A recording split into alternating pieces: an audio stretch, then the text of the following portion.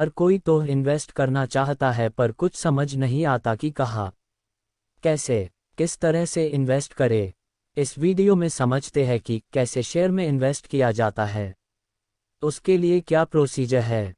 जिस तरह से पैसे रखने के लिए सेविंग अकाउंट चाहिए, ठीक उसी तरह शेयर में इन्वेस्ट करने के लिए डीमैट अकाउंट होना चाहिए। आप डीमैट अकाउंट बैंक से या ब्रोकर से ओपन करवा सकते हैं। मार्केट में बहुत सारे ब्रोकर हैं जैसे एंजल वन, ग्रो, 5 पैसा, स्मॉल केस, टिकरताप, अपस्टॉक्स और भी कई सारे। आप किसी भी ब्रोकर के साथ अपना डीमैट अकाउंट ओपन करवा सकते हैं। मैं पर्सनली ग्रो यूज़ करता हूँ। आपको डीमैट अकाउंट ओपन करवाना है तो लिंक डिस्क्रिप्शन में है, वहाँ जाके डाउनलोड करके अकाउंट ओपन करवा सकते हैं एकदम फ्री में। ग्रो ओपन करने के बाद कुछ इस तरह का इंटरफेस ओपन होगा। सबसे पहले मार्केट इंडिसेज दिखेगा जिसमें निफ्टी 50, सेंसेक्स और निफ्टी बैंक होगा। निफ्टी 50 में इंडिया के टॉप 50 कंपनी का इंडिकेट दिखेगा जिसमें पता चलता है कंट्री की इकोनॉमी कैसी चल रही है। सेंसेक्स में इंडिया के टॉप 30 कंपनी का इंडिकेट दिखता है। उसी तरह निफ्टी बैंक में सारे बैंक का इंडिकेट दिखता है। उसके बाद टॉप गेनर दिखेगा जिसमें इंडिया की टॉप 100 कंपनीज में कौन सी कंपनी हाई ग्रोथ में है।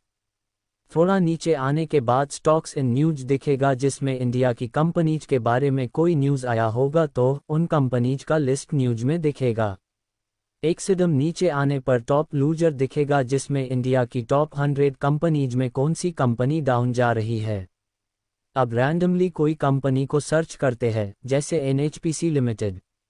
इसमें इस कंपनी का ग्राफ दिखेगा जिसमें 1 day, 1 week, 1 month, 1 years, 5 years all का ग्राफ देख सकते हैं, जिससे पता चलता है कि कंपनी ग्रोथ कर रही है कि नहीं। थोड़ा नीचे आने पे फंडामेंटल दिखेगा, उसमें पहले मार्केट कैप दिखेगा जैसे इस कंपनी का 38,221 करोड़ है। मार्केट कैप का मतलब होता है कि कंपनी की मार्केट वैल्यूएशन कितना है। पीई रेशियो का फुल फॉर्म होता है प्राइस टू अर्निंग रेशियो, मतलब कंपनी 1 रुपये कमाने के लिए कितना हमें पे करना पड़ेगा। 1 से 25 के पीई रेशियो वाले कंपनी बेटर माने जाते हैं और इस कंपनी का पीए रेशियो 10.47 है जो सही इंडिकेटर है। पीबी रेशियो का फुल फॉर्म होता है प्राइस टू बुक रेशियो। अगर 1 से 3 का पीबी रेशियो है तो अंडर वैल्यू में माना जाता, जिससे फेयर प्राइस का पता चलता है कि कंपनी ज़्यादा महंगा तो नहीं मिल रही है। और इसका पीबी रेशियो है 1.09। इंडस्ट्री पीई रेशियो को बाद में डिस्कस करेंगे। डेब्ट टू इक्विटी, इसे एक एग्जाम्पल से समझते हैं। मान लीजिए कोई एक्स कंपनी है, कोई रीजन से एक्स कंपनी बैंकरप्ट हो गई या भाग गई, तो उस कंपनी के सारे एसेट मतलब जितना भी सामान होंगे जैसे कंप्यूटर, लैपटॉप, कार, ऑफिस, सारे को बेचकर कंपनी के लोन को पहले पे किया जाएगा। उसके बाद कुछ बचता है तो शेयर होल्डर में डिस्ट्रीब्यूट कर दिया जाएगा। इसीलिए डेब्ट टू इक्विटी रेशियो 0 से 2.5 तक को सही माना जाता है, जिसमें इस कंपनी का 0.75 है जो बेटर इंडिकेट करता है। आरओई का फुल फॉर्म होता है रिटर्न ऑन इक्विटी, मतलब होता है कि इन्वेस्ट अमाउंट पे कितना रिटर्न मिला यह बताती है, जिससे हमें पता चलता है कि किस कंपनी में इन्वेस्ट करना चाहिए। और इस कंपनी का 10.37% है।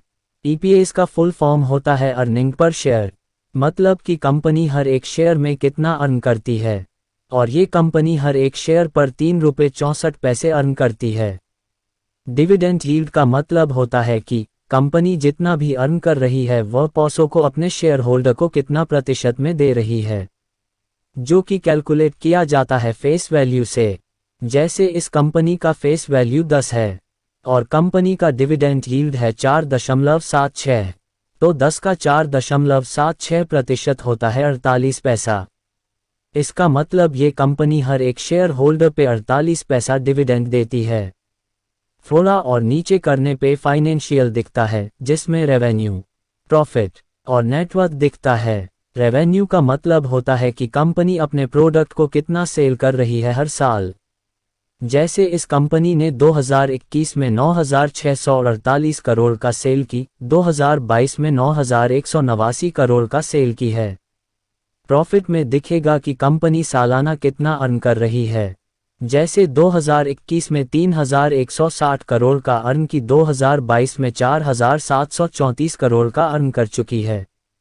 नेटवर्थ का मतलब होता है कि कंपनी के पास कितना का एसेट या वेल्थ है। जैसे 2021 में कंपनी के पास 33,053 करोड़ का वेल्थ था।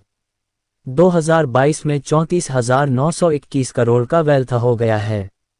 इतना एनालिसिस करने के बाद अब इसमें कैसे इन्वेस्ट करें उसके लिए नीचे बाय का ऑप्शन है, वहां क्लिक करने के बाद कुछ इस तरह का इंटरफेस ओपन होगा। सबसे पहले ऊपर में दो ऑप्शन दिखेगा, एक डिलीवर और इंट्राडे। तो हमेशा डिलीवरी ऑप्शन सिलेक्ट करना है, उसके बाद क्वांटिटी सिलेक्ट करना है कि कितना शेयर लेना चाहते हैं। जैसे 10 शेयर लेना है तो 10 डालेंगे। प्राइस में हमेशा मार्केट प्राइस में ही लेना चाहिए। एक बात का हमेशा याद रखना है कि शेयर बाय करने से पहले अपने वॉलेट में पैसा ऐड करने के बाद ही शेयर बाय होगा। आज के लिए इतना ही, मिलते हैं अगले वीडियो में। धन्यवाद।